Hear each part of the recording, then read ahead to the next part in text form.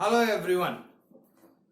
In today's video, I will be discussing about a very important topic from pharmacodynamic, and that is related with dose response curve. This is known as broadly as quantitative aspects of drug effect. We all know that whenever we give any dose of a drug, it has to produce or it will produce some type of response, and when we quantify that very response and when we study that quantification of response, then that is known as quantitative aspects of drug effect. Now there are responses like blood pressure. When we quantify into millimeter of Hg, when we measure that blood pressure in millimeter of Hg, so we are dealing with some quantity numbers. So whenever we convert the response into number into quantity, then that becomes the quantification. And when we study the drug effect in quantity, that becomes the quantitative aspects of drug effect. So we know dose of a drug or drug will produce some response. Now this has to be like drug when we give, it will produce some plasma concentration. So likewise there are few variables when we give any particular dose of a drug.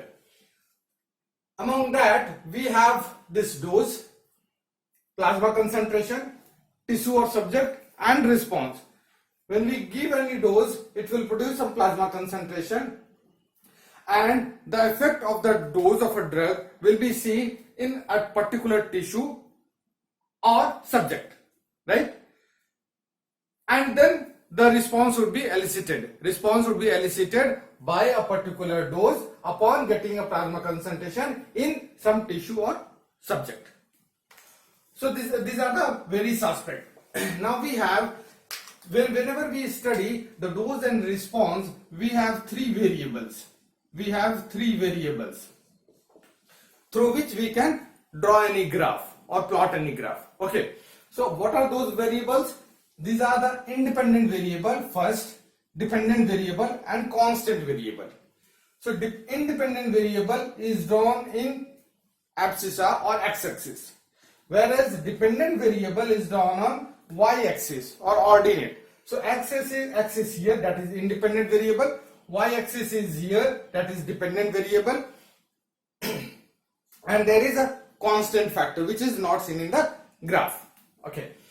So here when we take a dose, that is independent variable, means this will not be depend upon this one.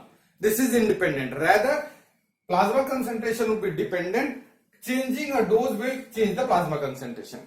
Changing the time would change the plasma concentration. So dose and time become independent variable, that is not dependent on the other factor, whereas this and this becomes a dependent variable.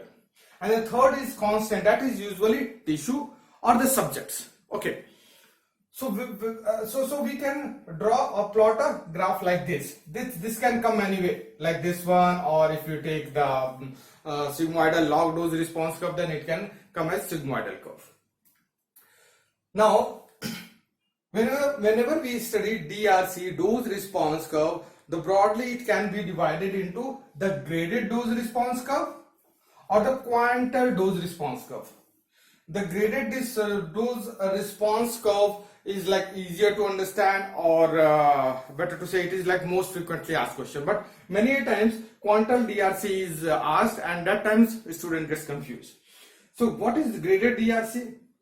We all know that whenever we give a particular amount of a dose, it will produce some effect, and when we increase the dose of a drug, the responses would be increased up to certain level, and thereafter the effect will not be increased, or it will be just the same, or it will be decreased, or toxicity effect will be seen.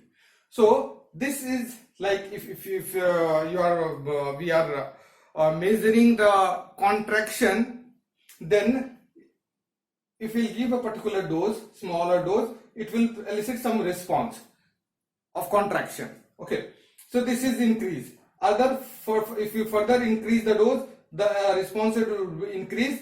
Similarly, upon increasing the dose, the response rate would be increase. Okay, so when we measure this response in percentage and draw in the graph paper, taking dose as x-axis and response percentage in y-axis, then we will get this type of graph. And this point would be known as maximal response, after which there would not be increase of any response. Whereas this would be the maximum dose at which the maximal response is plotted.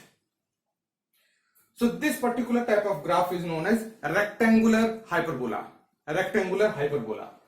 And here dose is independent, response is dependent variable, and tissue or the subject in which this type of response is seen is taken as constant. Okay, so that is why you cannot see the tissue or the subject in this graph paper. Now coming on to the quantile DRC or quantile dose response curve.